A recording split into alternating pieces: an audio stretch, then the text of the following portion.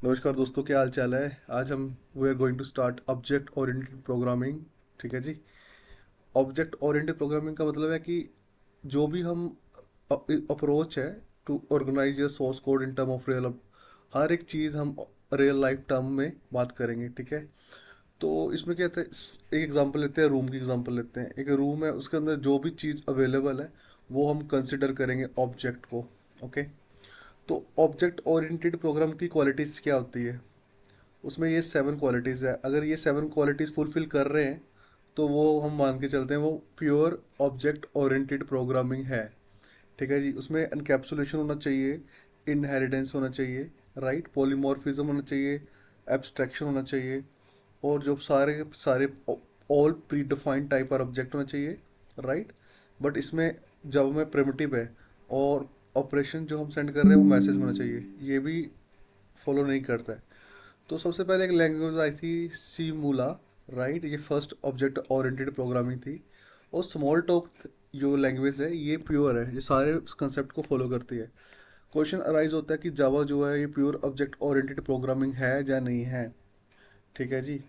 तो जावा जो है वो प्योर ऑब्जेक्ट ओरिएंटेड प्रोग्रामिंग नहीं है, बिकॉज ये दो कंसेप्ट है जो प्री डिफाइंड टाइप और ऑब्जेक्ट, और ये दो फॉलो नहीं करती है।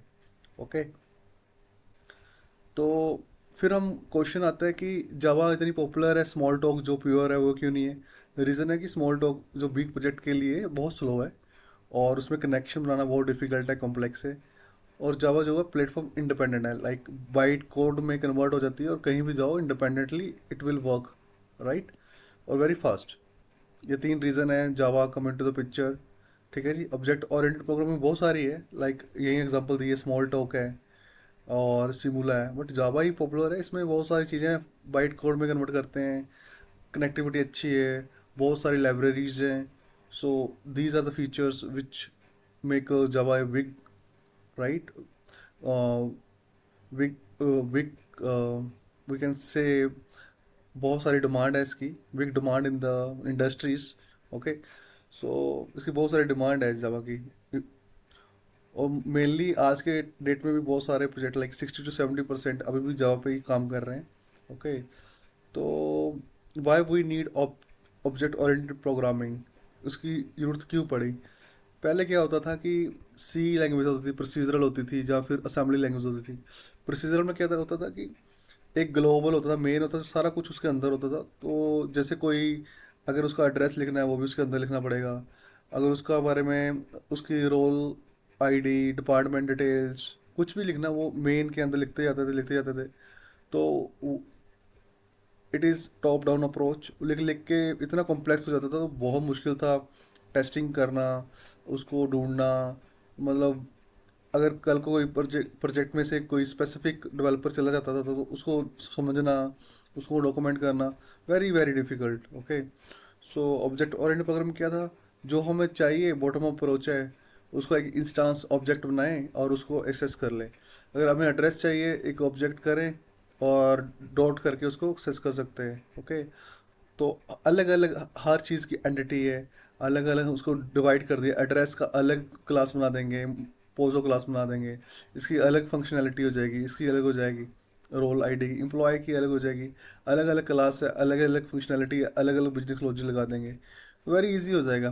That's why come into the picture and very successful in the main stream. ठीक है जी। प्रोसीजरल अप्रोच मैंने बोला कि वो all functions should be inside main function where it is difficult to maintain code for big system. Okay. So that's why मैंने पहले बताया आपको। तो वाई वी नीड ऊप्स, ये कंसेप्ट भी सेम टू सेम ऐसे ही है कि मेन जो रीज़न है कि जो हमने थोड़ा देखा कि कॉम्प्लेक्स कर रहा है सी। ठीक है जी। अगर हम आज की डेट में कुछ ऐसा बनाएं जो इजी रहे, ठीक है जी, उसको ग्लो ऐसा बनाएं कि हर एक को बेनिफिट हो रहा है, जो उन्हें टेस्टिंग हो रही है साइमल्टेनियसली, हर बंदा काम कर पा रहा है, राइट। सपोज एक बड़ा प्रोजेक्ट है, उसको हमने मॉड्यूल्स में डिवाइड कर दिया है, हर एक अपना फंक्शनैलिटी कर रहा है। लाइक हमारे पास 4 डेवलपर हैं, एक रोल फंक्शन पे काम कर रहा है, एक डिपार्टमेंट डेटा पे काम कर रहा है, एक एम्प्लॉय फंक्शन पे काम कर रहा है।